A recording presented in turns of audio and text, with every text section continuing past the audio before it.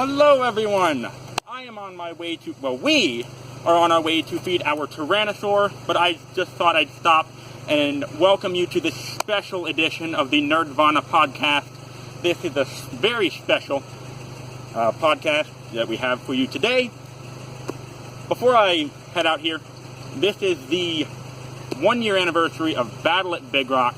So me, John, and some very special guests will be on to discuss it, and we will have an actual discussion on the future of the park at a later time. But until then, please enjoy Battle at Big Rock. We're coming, girl. Driver, forward.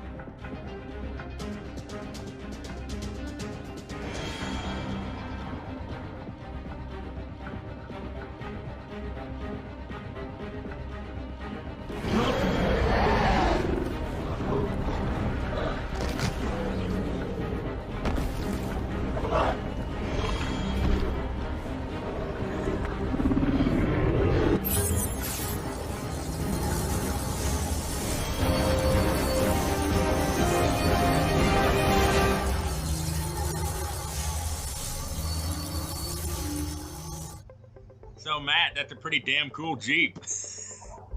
Thank you. That is my pride and joy. I gotta want. Did you buy it exactly as it was, or was it like a passion project over the years?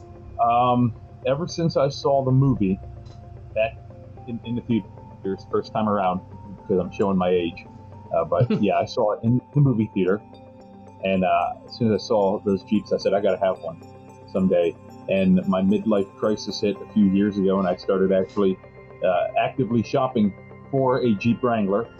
And I found one, and it looked like hell. It was black and red, and just a terrible paint job. So I painted over all of that. You know, I measured out everything I needed to the exact specifications, and then I painted it myself and ordered the decals, and you know, step by step, I got where I needed to be. Wow. My friend Tyler, who Ian's probably mentioned a couple times, he's also bought a black Jeep and recently, and he's hoping to turn that into the Jurassic Park Jeep as well. So we're not far behind you, Matt. I was also a little kid when Jurassic Park came out. It is my favorite movie of all time. One of them, actually. Oh, you both should be ashamed of yourselves. I'm the only one here who's wearing the correct shirt. I was thinking about it. I really was, but then I didn't. You're lucky I put a shirt on. You know, I got home from work and took off the work shirt. I don't put it. That's why I asked you. Is it video? Do I need to put a shirt on?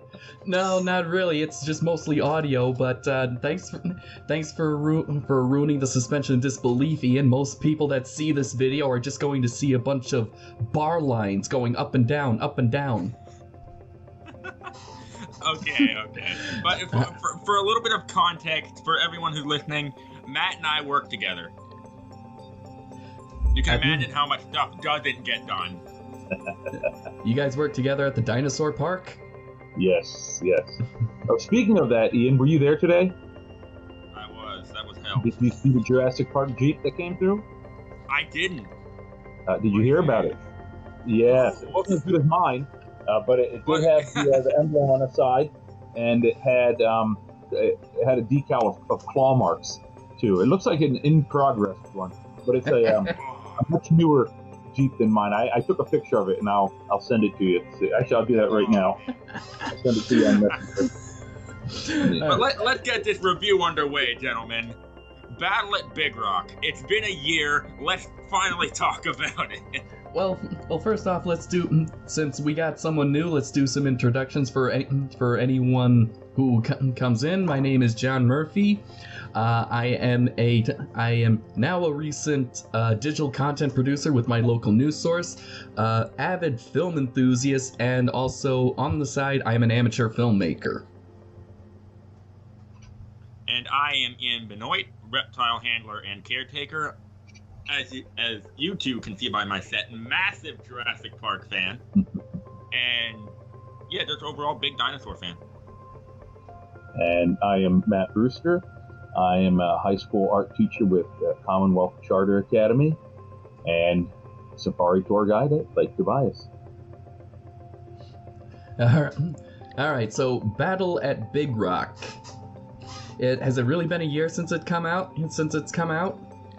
Assuming this review goes up on the 15th, it will be. Oh, okay. All right, so I remember you telling me about it, Ian, and I was a little excited about it, how it's actually in canon with the new trilogy. But because Fallen Kingdom still leaves a bad taste in my mouth, I wasn't really all that overwhelmed. I wasn't really that excited or hyped up for it. In fact, even to this day, I'm still not hyped up for it. But I rewatched it, so give me some credit on that. So what did we all think about it? Oh, I think, to be honest with you, when I look at it, I think it's a fantastic piece of filmmaking. There's a lot of suspense that's involved. It doesn't look cheap to me. You can tell that they had a big budget to work with this, and you can see right in the beginning it's sanctioned by Amblin Entertainment. So it's completely authorized. Steven Spielberg said, yes, go ahead and do this. And they get Colin Trevorrow to direct it, and he knows what he's doing. So it's definitely, I think, a nice teaser to get people's appetites wet for the new movie. And I think it's very promising looking. I think if they take it in the direction that it looks like they're doing, which is to say dinosaurs are loose all over the world, and it's almost like this is the new normal. Learn to deal with them, sort of like in zombie movies. Zombies running amok freely is the new normal, and that's how people deal with it. And now it's dinosaurs. Imagine if it was dinosaur zombies, and we'd really have something. Oh, don't Jurassic Park 25. I'm pretty sure Asylum might be thinking of something like that. Oh shit! Don't give them. I think they already did. Don't give them any more ideas. They don't really need our help coming up with ideas. I'm pretty sure they come up with the ideas, the natural way, the hemp way, the little THC way. Oh boy. But as far as what I think of Battle at Big Rock, for me, it's great for what it is. I mean, this is the first ever, really, short film in the Jurassic Park universe. The entire franchise. This is the first one, and there's a lot of drama behind this. I'm not too sure how much you two know about the drama that went into this thing. No, this is actually the first I've heard of it. Do you know what the first thing that hinted us that this thing even might exist? No. Matt, do you know? No. the toys. Oh, okay. Oh. Back in I think it was May of 2019 or something like that. 2 new toys were found in stores. It was the Nasutoceratops and a resculpt Allosaurus. Don, I'll send you a picture if you want to toss that up on screen. Okay. But these 2 toys had the insignia as seen in Battle at Big Rock. What is that? May 2019. What is that? We have no idea, and this just kicked off a whole bunch of drama. We kept hearing glimpses and pieces, some rumors floating around, but we never got anything solid. Mm-hmm. And then Colin Trevor said that, yeah, it's coming out with Hobbs and Shaw. Except it didn't. Oh yeah, isn't that what started the whole idea of Jurassic World with meets Fast and Furious? I'm like, no. That would be a terrible idea. That might be some sort of half-ass rumor, but that's not what it is. That might have sparked it, but no. It was just supposed to be in previews before the actual film. Okay. And there was a section of blank footage in the premiere of Hobbs and Shaw, about 8 minutes, which is about how long Big Rock is. So at that point, it's there's where it was supposed to be, but Big Rock actually went over budget, which is why they had to push it back. And it got released on FX with a special screening of Jurassic World, and it shortly after went online to YouTube. So that is, in short, the basic rundown of the drama of Battle at Big Rock. All right. Okay. Now, as for me, I thought it was okay. I thought it was good. There was actually some thought put into executing the idea, and I especially like the idea of humans trying to survive in a world that's run by dinosaurs, because one of the most common criticisms I've heard about the Jurassic Park sequels was that it was pretty much the same thing. It's a fight for survival, and it's supposed to be like how humans can't really control nature, and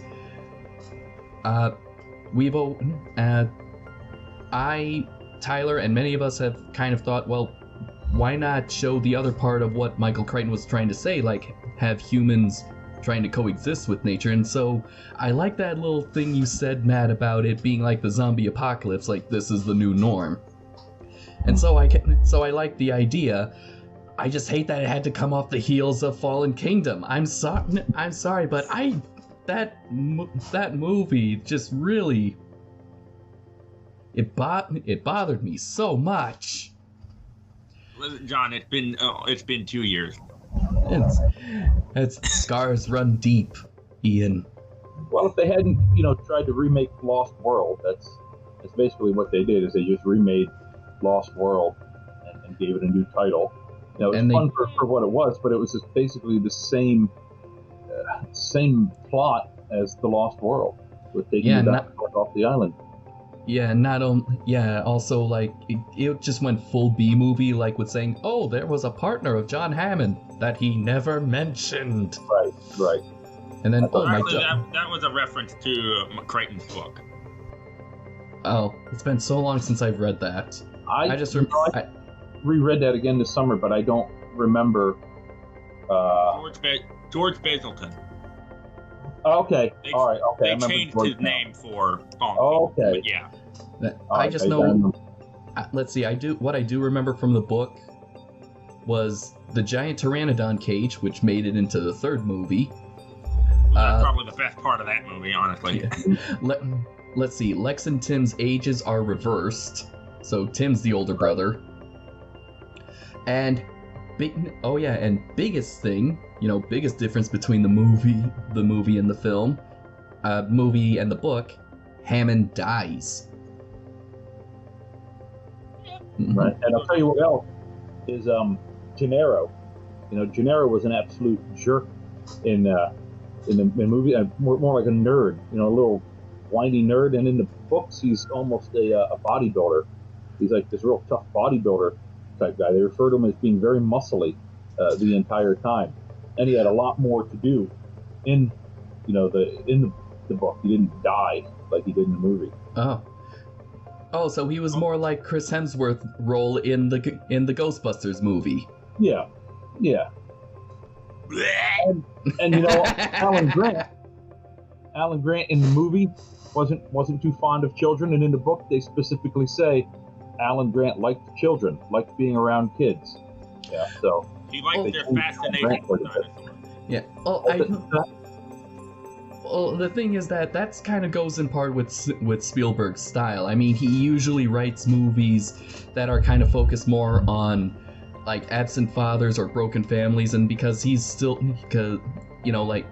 that's what he knew. He grew up with a father who was mostly absent in his life, and so having a story about a man who actually finds his parental nature in trying to escape, in trying to survive nature's resurgence, prehistoric resurgence. I mean, that kind of fits. But anyway, let's get back to Battle at Big Rock. So what's the premise of this movie, or short film, I guess? I'd still call it a movie. It's technically a movie. It's a motion picture. But it's being a short film. It's very basic. Yeah, and you got to get things in quick. You got to explain things reasonably quickly, and then get into the action. Yes. So basically, what the premise is that a little campground of survivors at Big Rock National Park. Survivors? They're just campers. Well, I don't know if they're. Why are they? No. Some of the campsites look like it's a permanent setup. You know, it almost looks like in the zombie movies where you get a bunch of, campers that all line up themselves, kind of like the chuck wagons in the Old West. Yeah. And a big with a community fire in the center. It's almost what it looks like. Yeah, there is a sense of community in the in the opening shot. Mm-hmm. I mean, they refer to each other by name. They know each other. You know, the guy says, I wouldn't go so far as to say like it's a zombie apocalypse. They're just like they survived. They survived the. They survived. Yeah. Well, This says on the wiki. It says that it's 1 year after the events of Lockwood Manor. In fact, that Big Rock National Park is located 20 miles away. So, I would say yeah. They kind of survived the first wave. Like the epicenter of the dinosaurs roaming around. Yeah, I mean, it's obvious that disagree, but sometime after, because they're aware of the dinosaurs. The one little girl says, "Oh, that's a such and such. We read about that in school or whatever." So they know about the dinosaurs. They know that they're loose. They know that they're around, and the mother's like, "How did it get way up here?" So they're camping in a spot where they figured they were safe, but they're not. But they're aware that there are dinosaurs on the loose roaming around. So it's clear that this is taking place sometime after, like you said, like the wiki says, it's a year after. So it's clear that it's picking up after all of that stuff took place at the end of Fallen Kingdom, when everything got loose. Mm-hmm.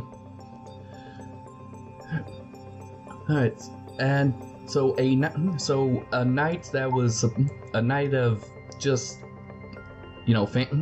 families being together, just another night camping out under the stars is ruined when not ruined, just upset a little bit when a small family of herbivores, not triceratops. Yeah, Nasutoceratops. Nasutoceratops. There you go. Wanders around, and then they're attacked by an Allosaurus. And that I gotta jump in here. That thing's apex. I love the design of the adult Allosaurus, because if you recall, the Allosaurus that we saw in Fallen Kingdom, and at least one that got out from Lockwood, was a juvenile. This thing freaking grew up. Perhaps. Could be the same one, yeah. A year later, they grow fast. Could be. Anyway, the main family, which I kind of forget their names at the moment. Hold on. Let's see. It says right here, consists of Dennis, his daughter Kadasha, wife Mariana, her son Mateo, and their new baby, name not given. All right, so a family consisting, of Dennis and his wife Mariana. Them and their family, they're like the main focal point of this short film, and they are just trying to keep quiet and let nature take its course. And just when you think that when it all settles down, when the adult male Nasutoceratops, I remembered. I don't. Comes to their aid and scares the Allosaurus off. Everything seems okay, and then the baby starts crying, and the Allosaurus hears that. So now the Allosaurus goes all Jurassic Park 1 on the camper, and then. But long story short, they were the little kid Kadasha was able to scare it off with a crossbow. and the film ends with a tracking outward shot of just the entire destruction that the Allosaurus left on just that one little camper. And so it's more of like a little condensed episodic experience of what we could expect from Dominion. Yeah. Although I gotta say, at the end, when Greg steps out of the camper and he's like, "Y'all hear something?" Yeah. Like, where were you? Drunk, maybe. Hiding in the camper. Hiding in his camper. A paddock like this is perfect for a juvenile Gallimimus. There's plenty of space to run around, some trees for shade, and when they're big enough, they will be moved into the main paddock with the adults. They're kind of cute. Now, you brought up the crossbow. Yes. I've heard that this is the most criticized thing in the entire short. Really? I've heard people compare it to the gymnastics scene from Lost World. Oh, that it's the... Oh, like I don't think it's that bad. It's not bad. It's just that... the little kid, a little girl that's barely even in the double digits, was actually able to fend off. Okay. In Lost World, dinosaur and girl, roughly the same size. Battle at Big Rock, dinosaur's bigger, and girl gets smaller. How does that work? I don't know. I mean, it's just something I've heard people complain. I don't really have an issue with it. They set it up in the beginning, and they mention it. She says, so and so let me shoot his crossbow. So you know that she's had a little bit of experience with it, and a crossbow is a reasonable weapon to use. Now, gymnastics is not a reasonable weapon to use against dinosaurs. It serves a point. I'll give you that. It definitely was much more relevant and much more practical in this one, but I guess you could also say the Allosaurus was just way too focused on the people inside the camper to actually notice the girl running in. Because where did she get that crossbow?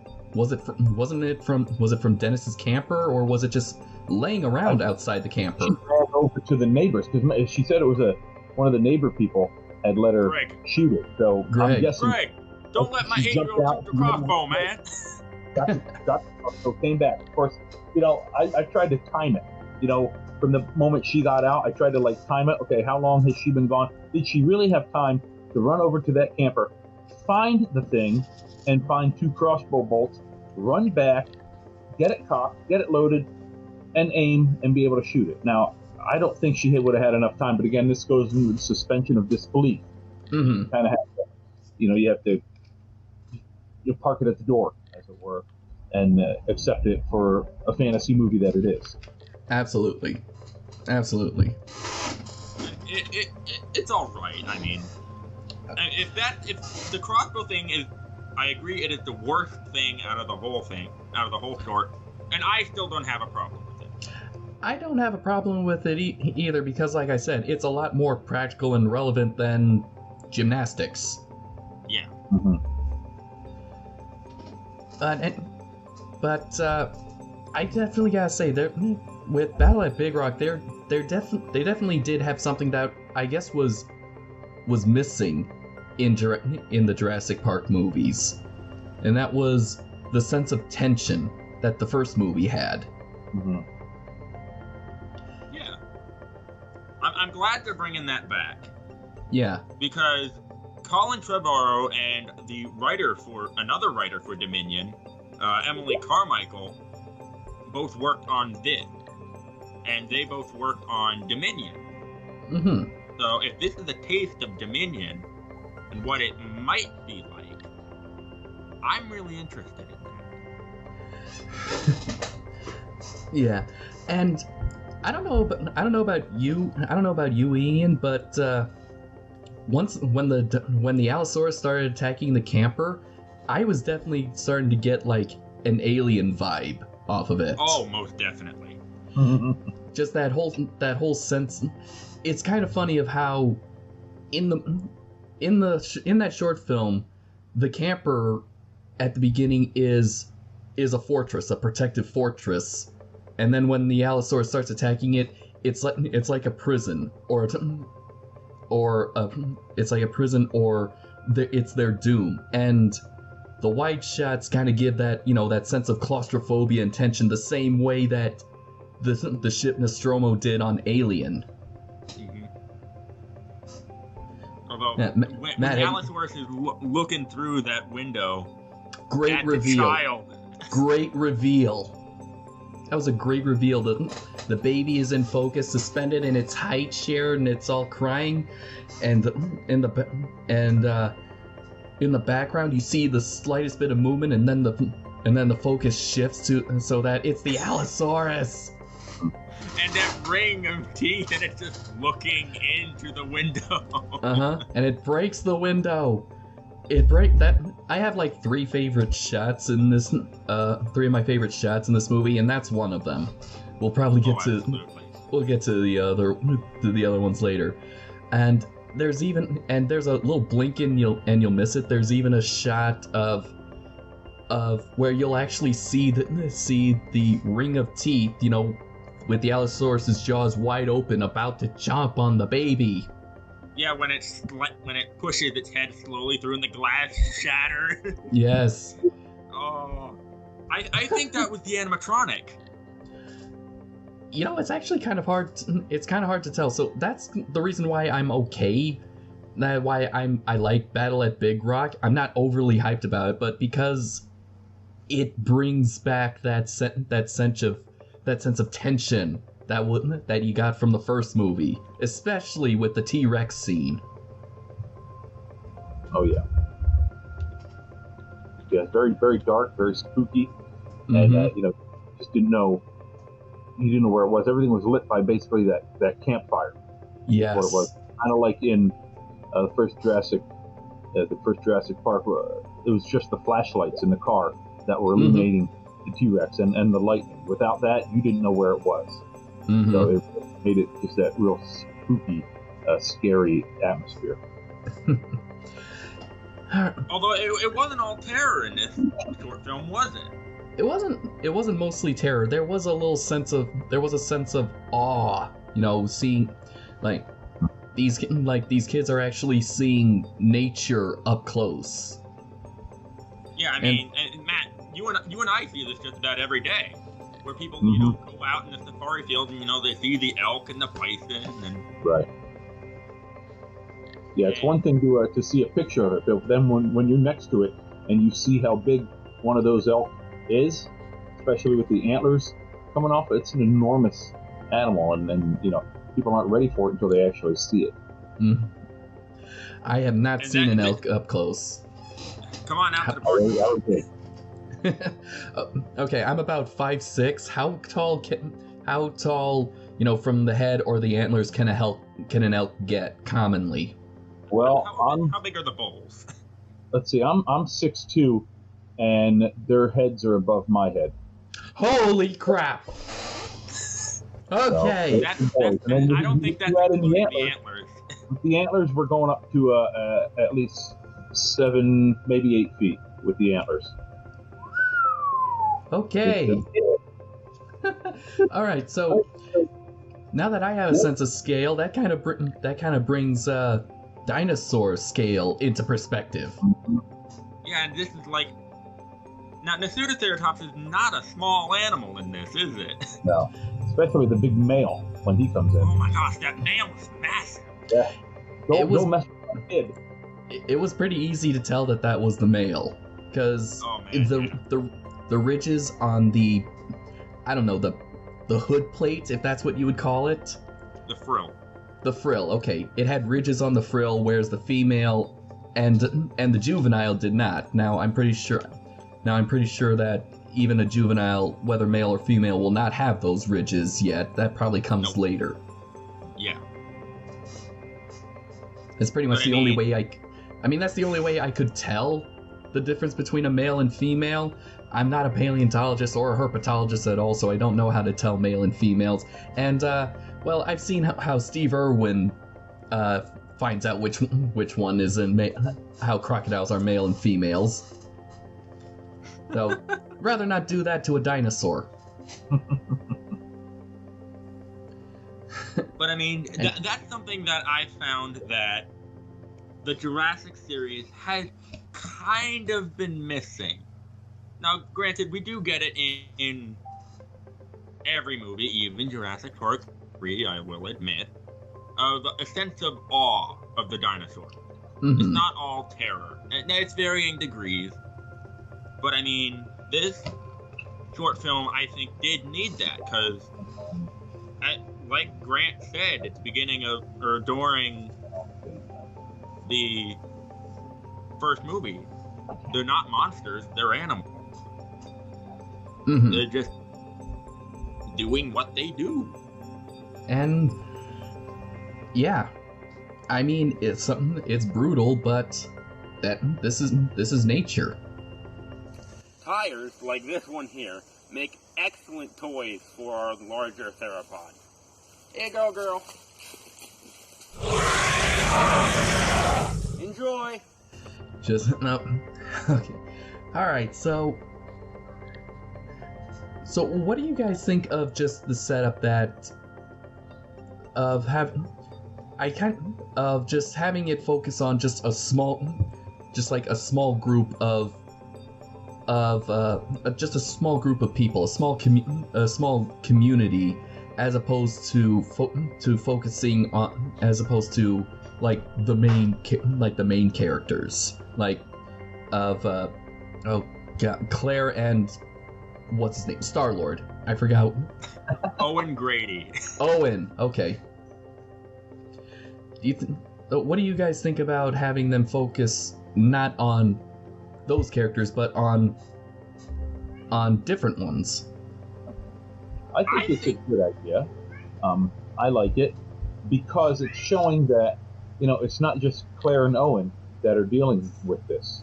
This is affecting everybody. So here's just a random family, and here's what they're having to deal with as well. Everybody has to deal with this. And I think it makes it a little bit more personal to bring the focus in and show just, here's a small community of people camping, and here's what they have to deal with. Everybody deals with this in a different way. I think it's nice to show that personal touch rather than this big, giant, sweeping park where, there's all these people and dinosaurs are going all over the place. It's just a small, little, 50 square foot area of land where all of this is happening. And it's intimate. It's very intimate and personal to see it happening like this. So I thought that was a great change from the huge park drama. Instead, this is something different. I have to agree. I mean, and to add on to that, it's not always going to be about Owen and Claire. The series will wrap up, but there's other stories you can do in the Jurassic universe that doesn't involve Owen, Claire, Blue, Maisie, etc. Because they might die. Well, obviously they're going to die, but as indicated by this short film, the dinosaurs are breeding. Okay. Remember? Mm-hmm. Baby Nesutoceratops. Right. Yeah. Forgot about that part. And that adds in a whole new facet. Because as of Jurassic World and Fallen Kingdom, we didn't know if the dinosaurs could still breed or not. Yeah. It hasn't been stated. Last time we saw dinosaurs breeding, Jurassic Park 3, 2001. I think and now this. Well, I think in Jurassic World they still state how when they I guess fertilize or in vitro when they pretty much scientifically make a dinosaur embryo, is that they still use female chromosomes because they could always refer to Owen always referred to the Indominus as a she, and even Claire has stated there was a sibling, and what happened? She ate it.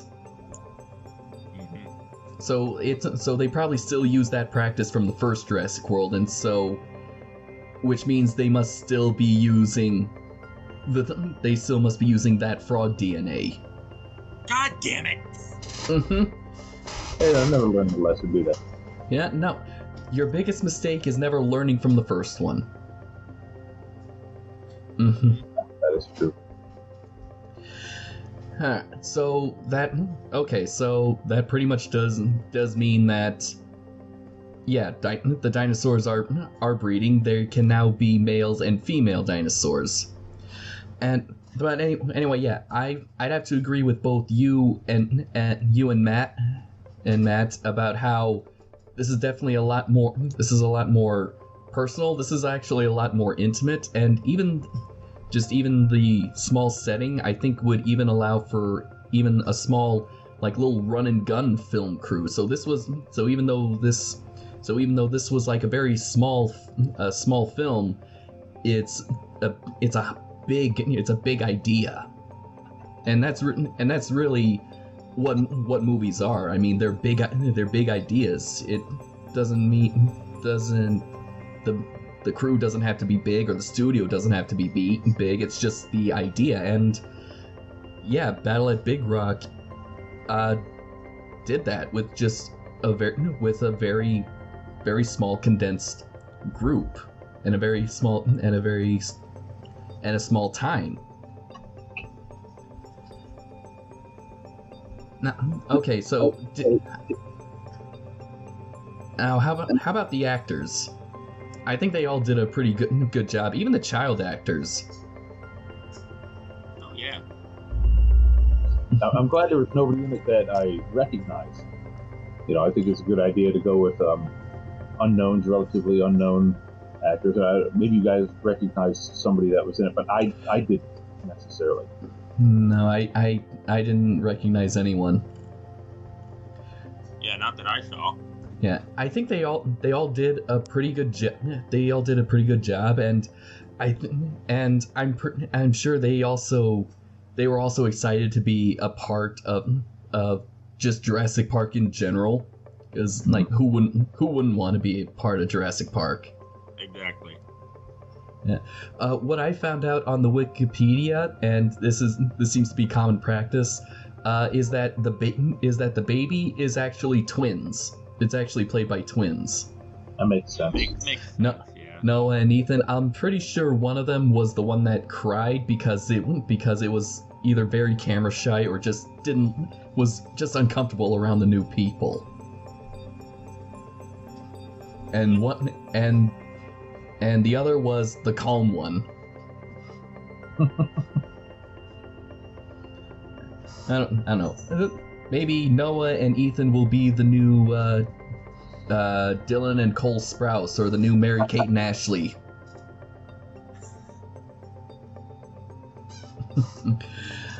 Alright.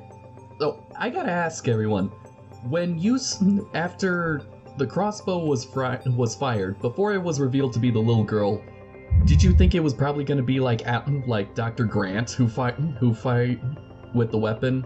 Or someone from the original trilogy? I thought there was a possibility. Or if it was gonna be Owen. Like, I thought it was Owen. I didn't think it was going to be the girl, because to be honest with you, I was so busy watching the Allosaurus attack that I had forgotten all about the girl. You know, she was gone out of the screen. I didn't know where she was. I was just watching these two people fight off this Allosaurus.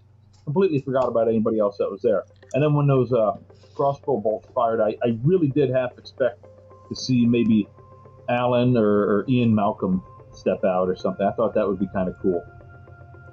I think it would have been a little bit cheesy, but cool. Yeah, I kind of forgot about the little girl too. There was even at one point I thought it probably would have been Ellie, or maybe even just on the off chance maybe it was Muldoon. No, the guy that got killed in the first movie by the raptor. With a scarred face. Yes. Somehow survived.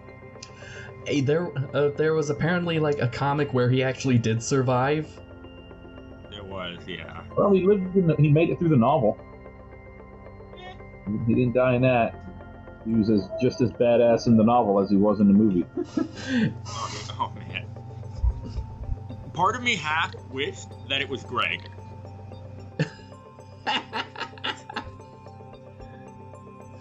Yeah. I forgot about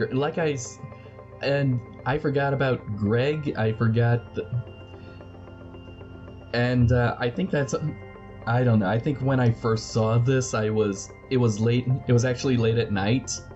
I'm pretty sure, Ian, you sent me the link. I did, because I stayed up all night waiting for it to go live on YouTube. Shut up. So yeah, I forgot about the girl. I forgot that they mentioned crossbow. But when it's revealed, I'm pretty sure we all went, "Oh right, yes,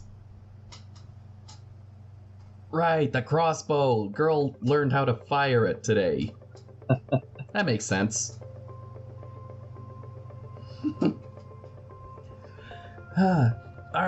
Okay, so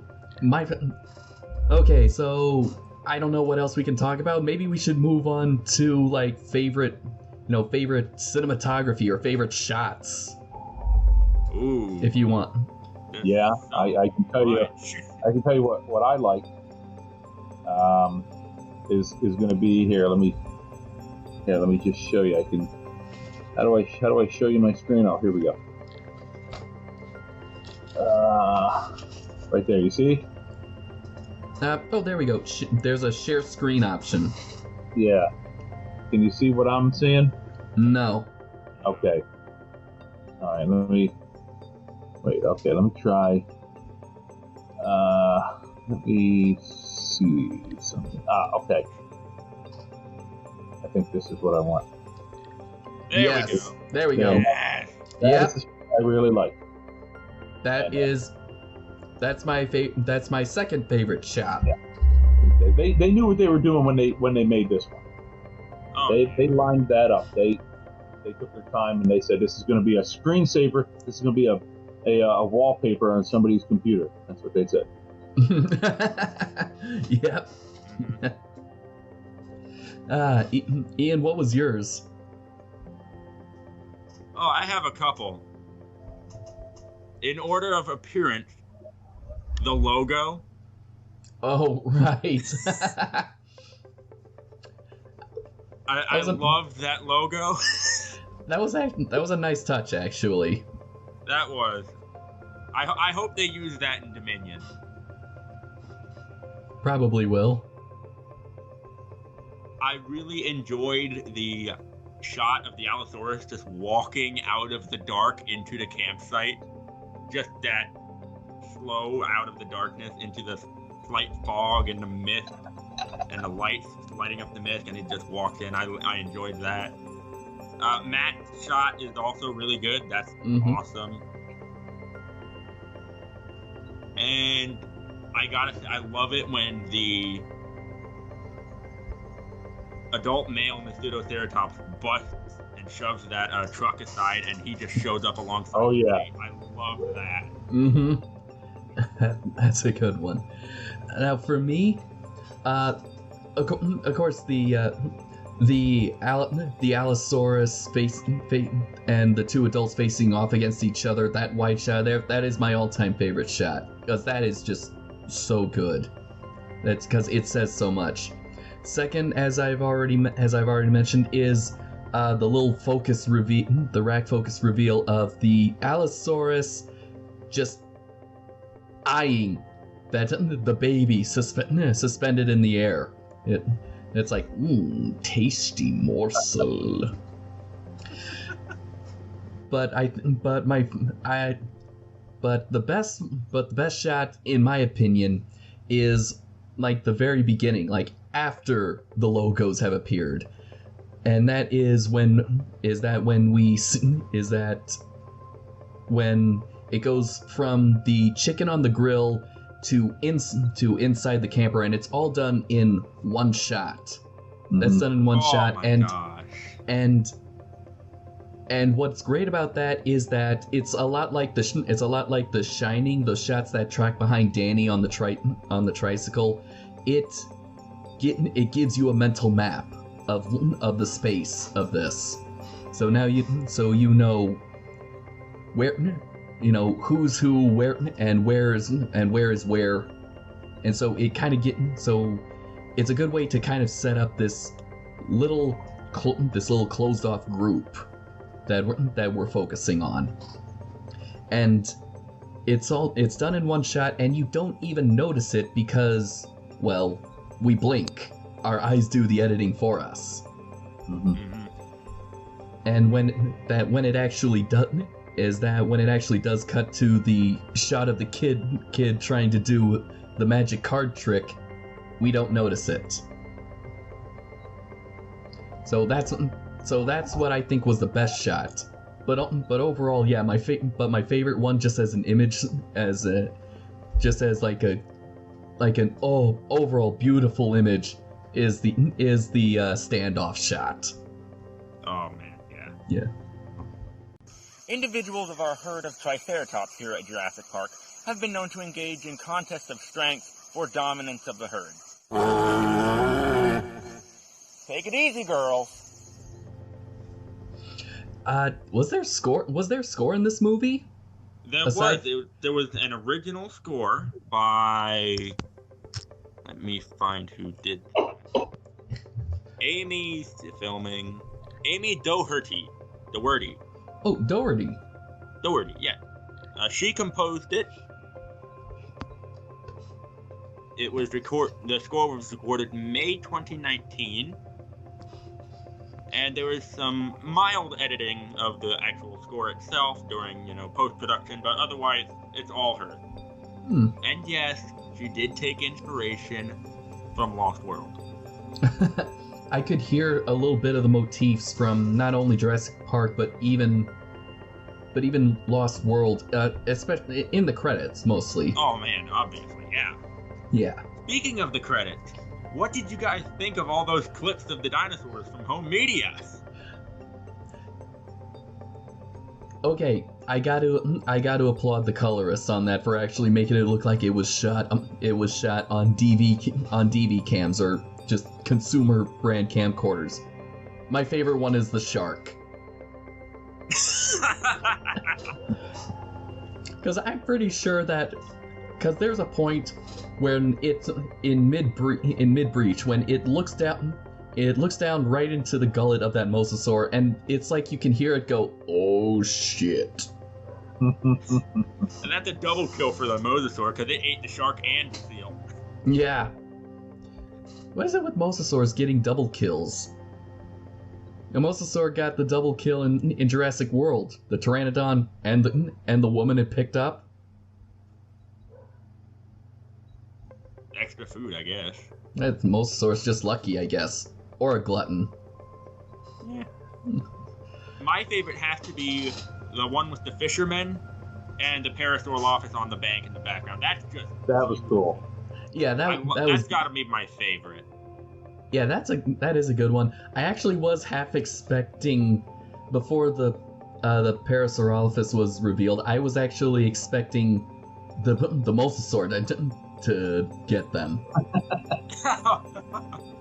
Because when you look at when you look at most of the mid-credit shots, it's of dinosaurs causing destruction. Right, and so I think that it was a nice change to show that here's these paras just kind of hanging out on the shore. They're not bothering the fishermen. The fishermen aren't bothering them. It's almost like they kind of have this mutual respect for each other. And the fishermen don't react like, "Oh my God, it's a dinosaur." So it's clear that they've seen them before, and they almost expected to see them again.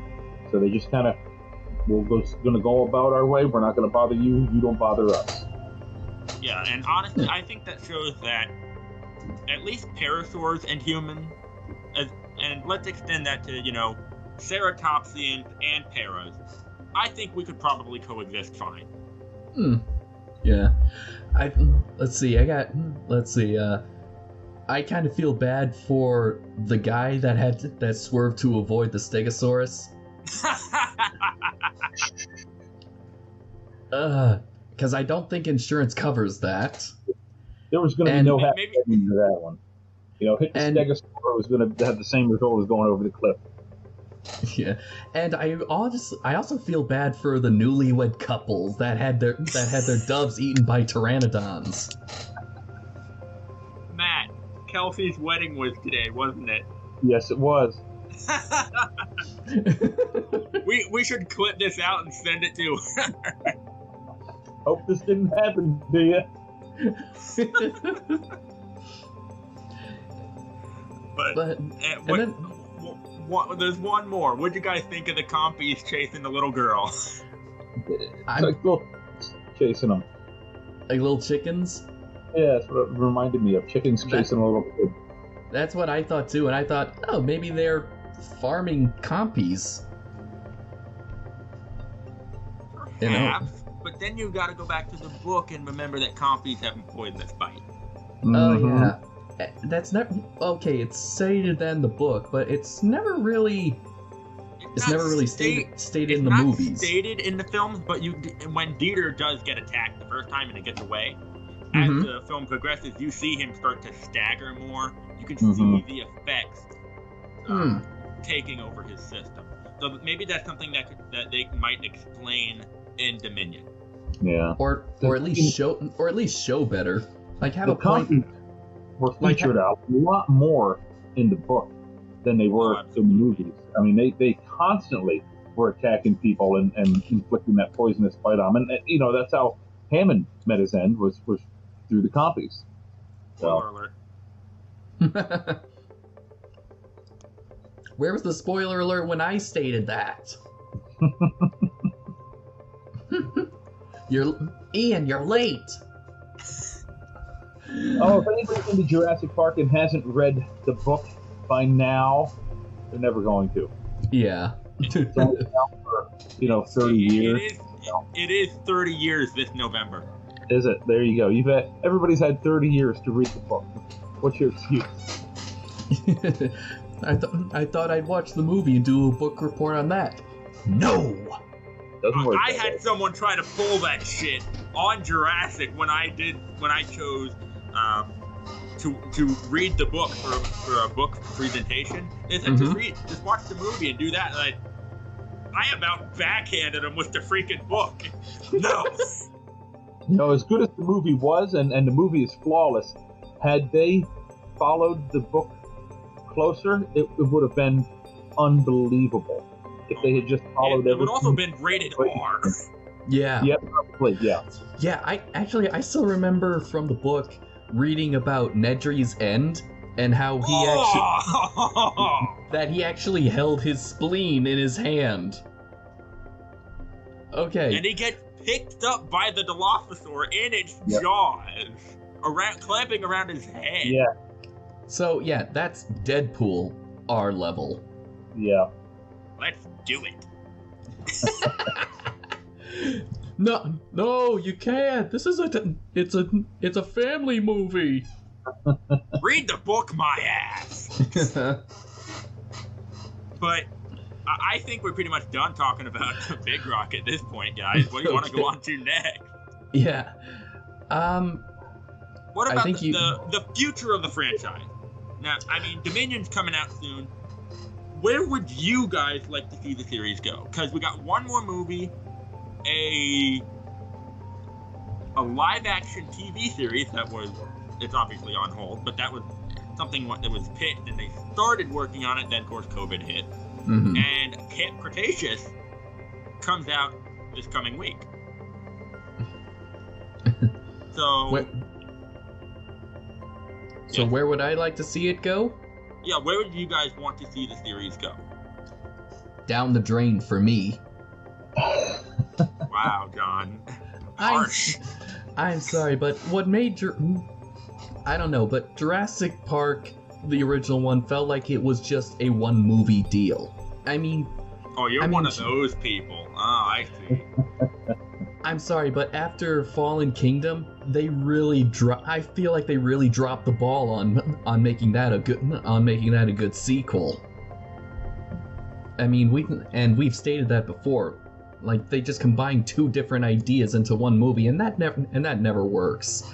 So So when I say down the drain, I mean stop. Just stop. Let us remember Jurassic Park fondly. Don't cause a second extinction. The first Jurassic Park did end with what seemed like, a definitive finish. Okay, we saw that some of the flying dinosaurs had gotten off the island and were flying away. But it was fine. We didn't need to necessarily know where they were going. Now, as much as I love the Jurassic Park movies, I'm going to agree with you a little bit on this because they keep doing subsequent movies where nobody seems to have learned from the mistakes that have already been made. Oh, well, let's make another part. What has happened every single time you've tried to do it? People have been eaten. What makes you think this is going to be any day? Oh, well, because of this reason. No. Go back and look. It's going to happen again. It happens time and time again. You're no different. People are going to get eaten, and nobody seems to learn. And that's we have the best structural engineers in the world. Yeah. Hey. Yes. So, spared no expense. I mean, they live in a world where nobody learns anything, and that drives me just out of my mind. Oh no, it'll be different this time. No, it won't. Matt, you and I both work in the public sector with animals around people. Yeah. You and I both know that people don't learn in the real world. They don't, and they don't read signs either. Yeah, I also live in a world where people just believe whatever they want and think there's no consequences. Crazy, absolutely crazy. You would be surprised how often I've heard us get called fake news.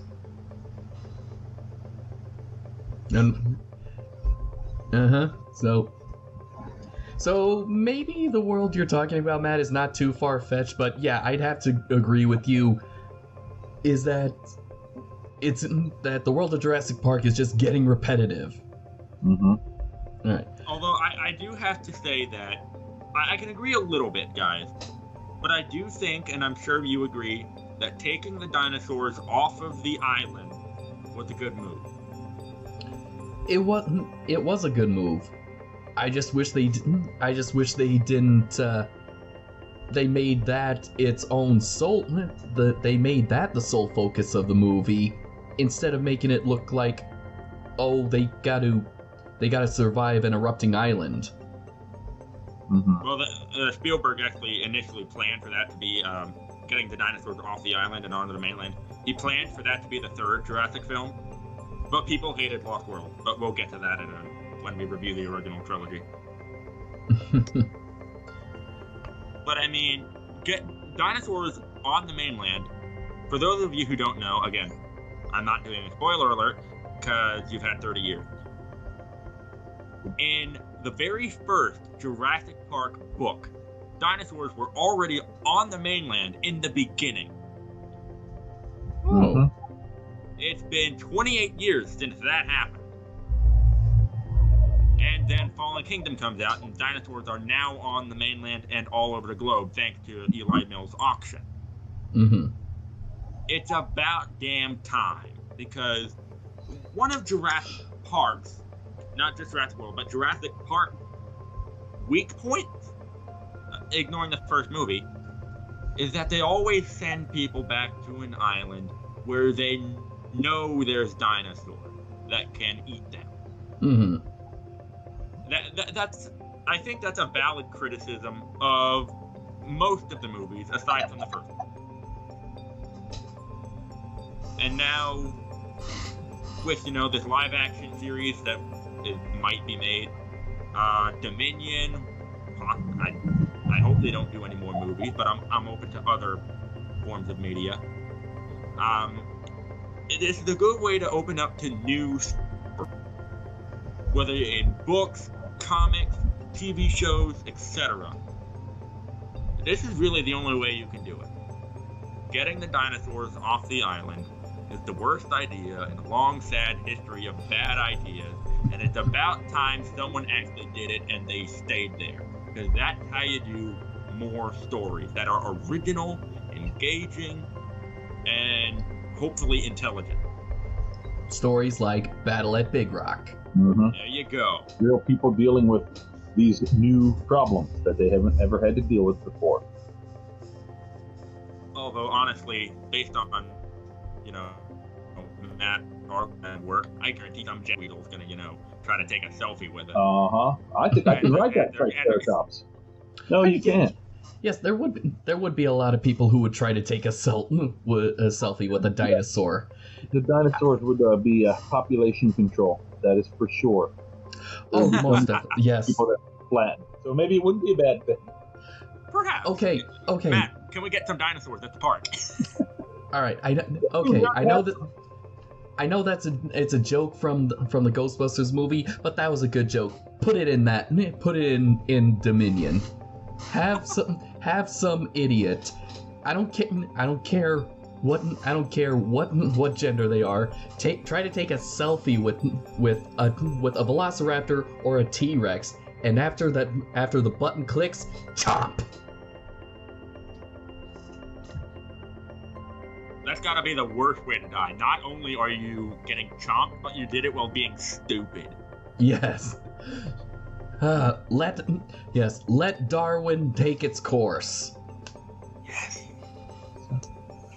Here at Jurassic Park, we have a new special animal, the piscivore baryonyx. I'm currently standing in its enclosure, right next to one of the streams that it will use to hunt fish at. Now, this is a very dangerous animal, so this is very... Shit! But going along with that same track, what sort of problems do you guys think the people in the Jurassic universe will have to face now that, dinosaurs are in the wild and genetic technology is open source? Because if you remember in Fallen Kingdom, I know I keep going back to an old wound for you, John, but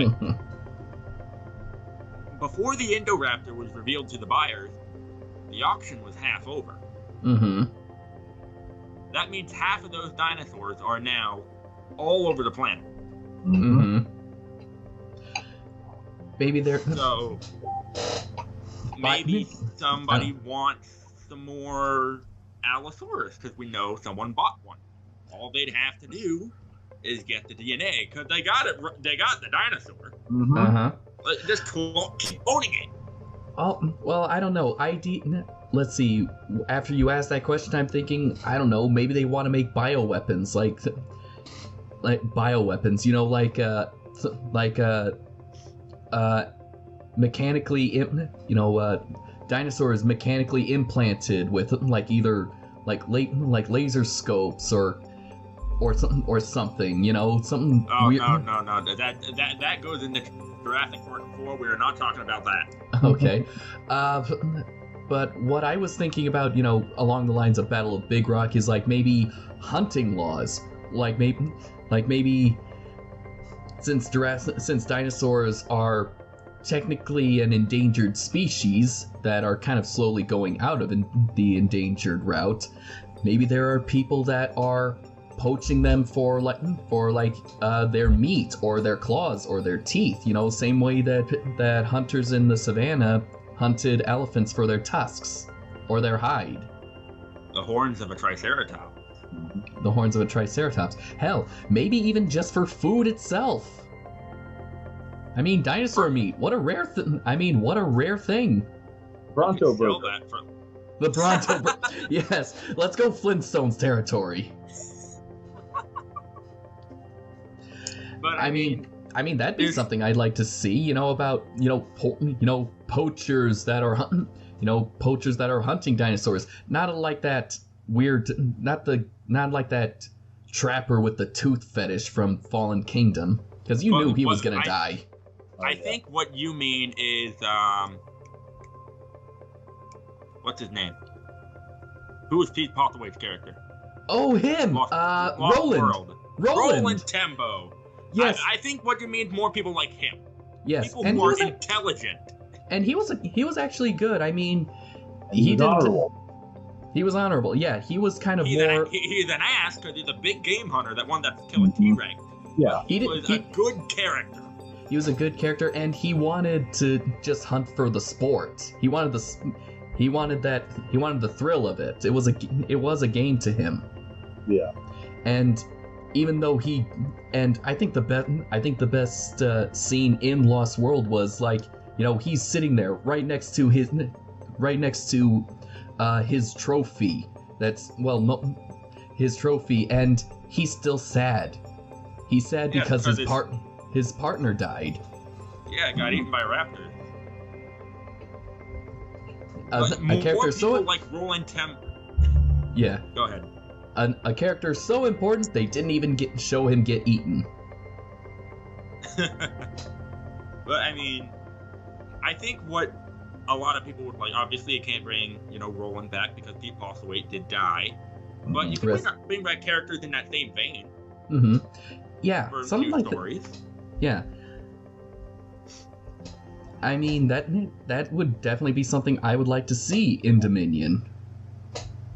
As not just regular people trying to survive in a world, where dinosaurs are now running loose, but maybe someone who's taking advantage of that. There you go, yeah.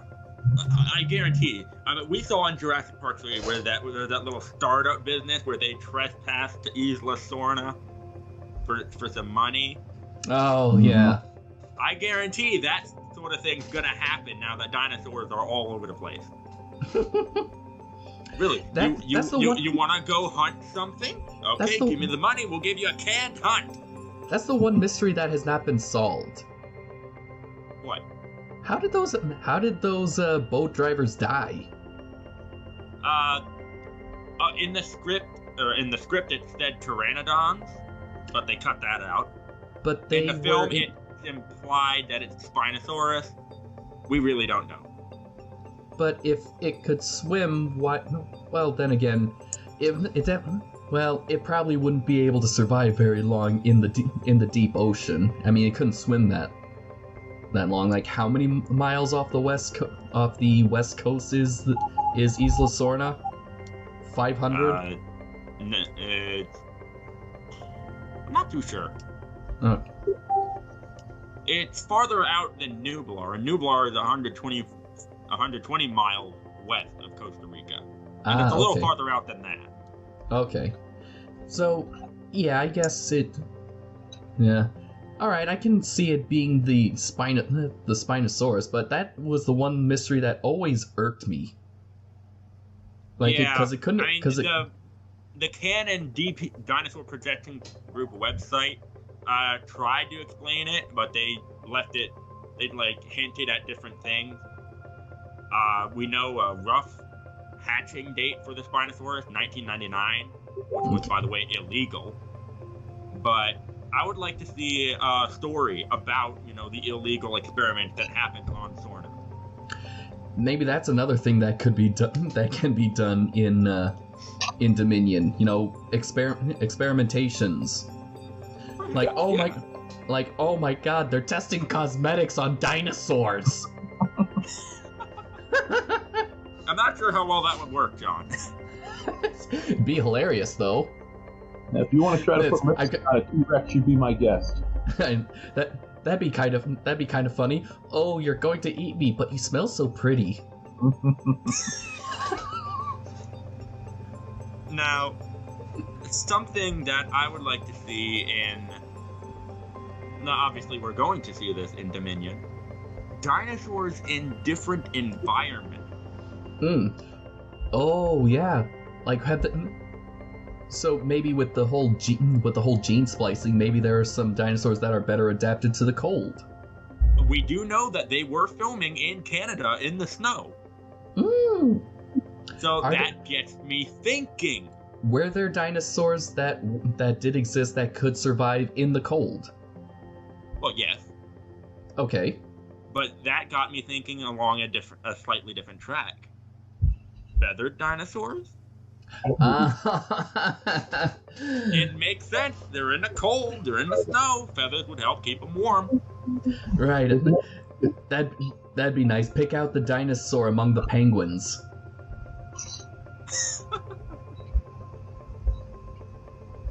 But I mean, what are some environments that you guys would like to see? Either in Dominion or the live-action series or something, a different environment that you would drop dinosaurs. Where would you take them? Let's see. Probably like the desert. That could be interesting. Like somewhere along the lines of the Sahara, or just even a deserted land, like say, Perfection, Nevada. You and I gotta talk later. But okay, Matt, where would you drop a dinosaur? Well, I like the idea of desert. Trying to see one in a in a cold environment, snow and ice, that might be interesting too. But then we're talking about the whole, physiological, biological makeup of the dinosaurs, and were they warm-blooded, were they cold-blooded? That's going to come into effect, into consideration with that. I mean, it's pretty much,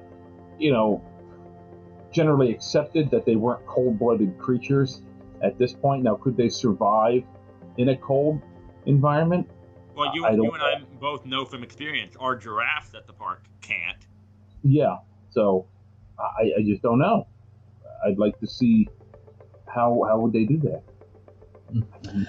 I think I can definitely know one setting that the movie's gonna, where the movie's gonna be in, or maybe one filming location. China.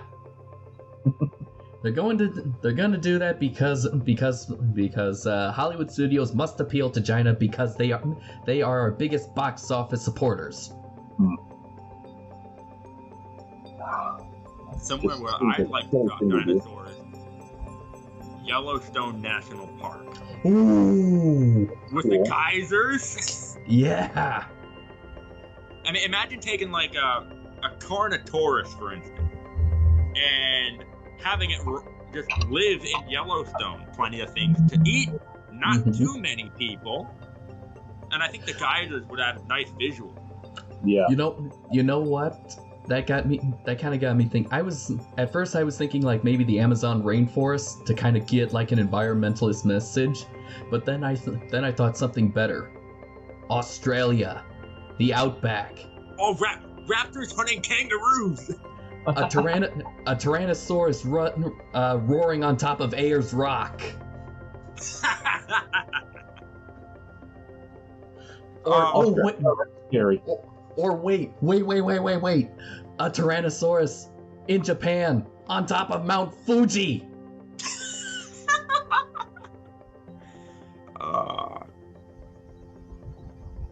What about a Spinosaurus in the Everglades? No Spinosaurus. But yeah, Okay. That's actually not bad. Suchomimus. Oh, with the baryonyx Or the baryonyx. Suchomimus, something out in Florida in the Everglades, because they already got that issue with Burmese pythons out there. Really? Why not add a Sure. Spinosaurid? Yeah, just add more to a long list of Florida's problems with all the Florida mans there doing some weird shit. Hey, the dinosaurs could take care of that. Yeah, probably. But I mean, there's so much you could do now, because you got the entire planet's worth of new ecosystems to drop a dinosaur in. Because, like I said, half the dinosaurs were sold. Mm-hmm. You could take them basically anywhere. Yeah. Well, you know what?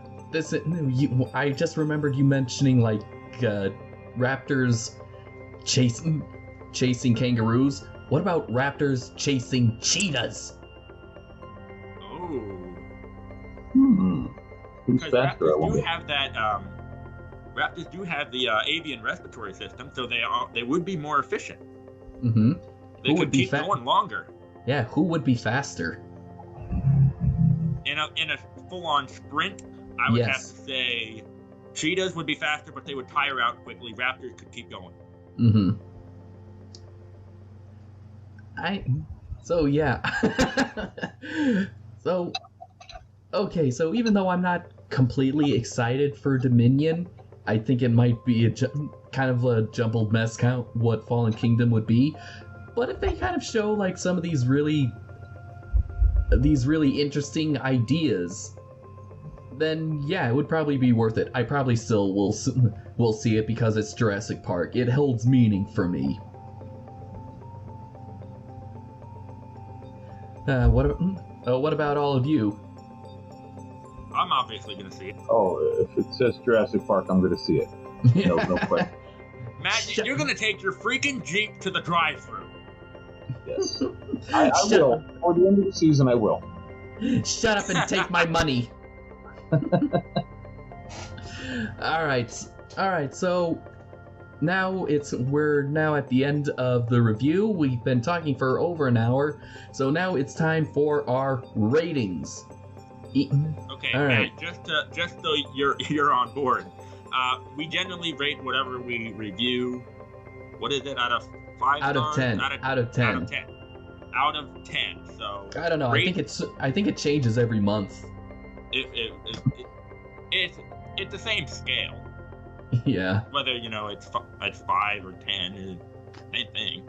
Yeah. But what would you rate Battle at Big Rock? I would give it a solid 8.5. And the reason being, I hate giving anything a 10 because I know that there's always room for improvement.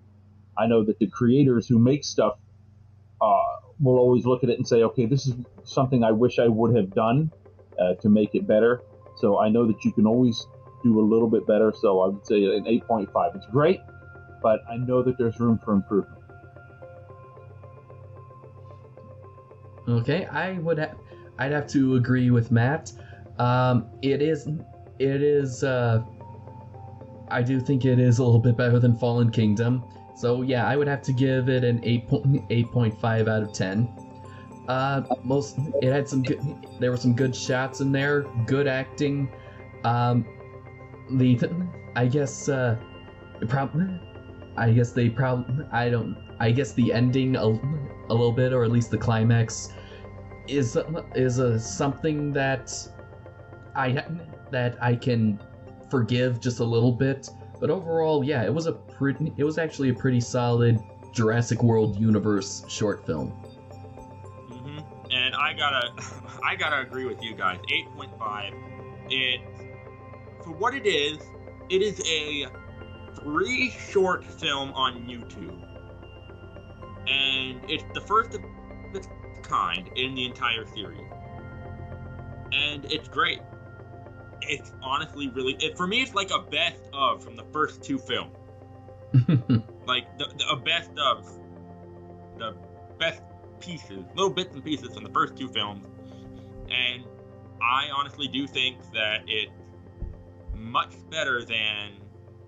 Well, I do think that the series is better for having it than without it. Did we need Badlet Big Rock? No. Am I glad we got it?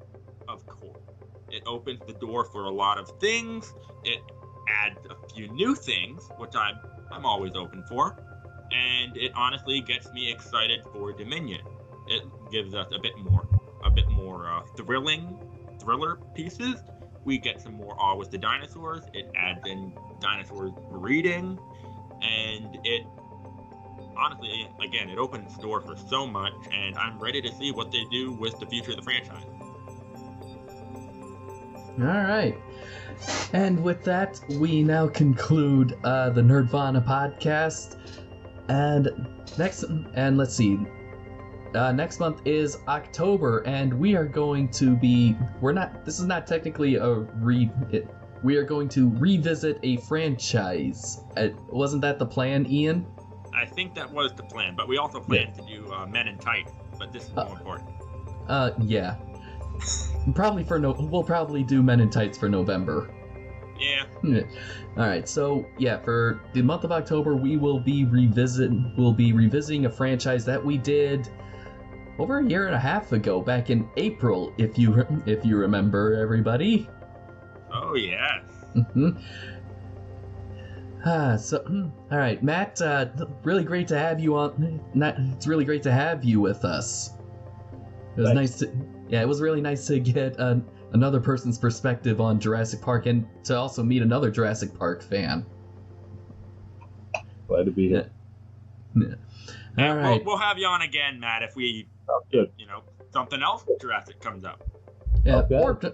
or anything else movie related. It doesn't have to just be Jurassic Park, if you want.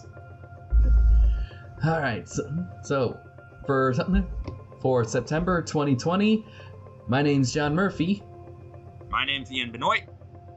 My name's Matt Brewster. And we are signing off. See you next time, guys. Herrerasaurus is one of our largest theropods that we have here in the park. They're small now, only about hip height, but they will get up to about my height and about 20 feet long. I have to get out of here.